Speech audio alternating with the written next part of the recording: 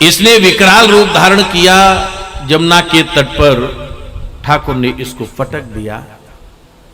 6 कोस के जितने भी वृक्ष थे वो सब धराशायी हो गए। मैया रोहिणी दौड़ करके गई।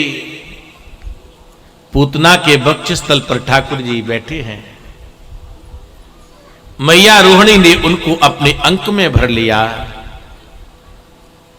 और कहां ले गई? गोमूत्रेण स्नापयित्वा पुनर्गोरज सार्वकम रक्षाम चक्रुस्य सकृतः द्वादशांगे सुनामभि। इन्होंने गोमूत्र से स्नान कराया, गोरज लगाई,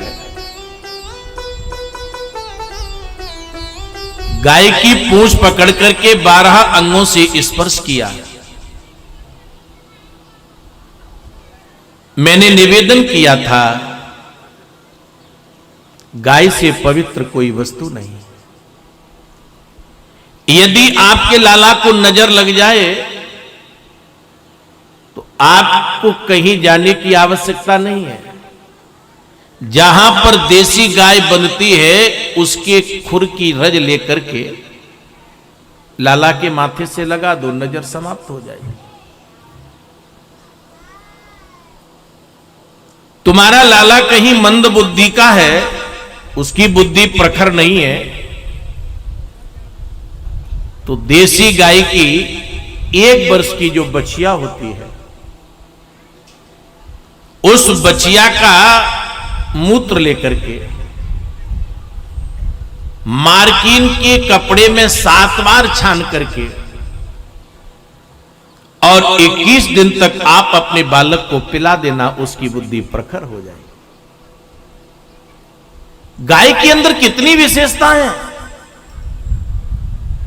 यदि तुम्हारा ब्लड प्रेशर हाई है,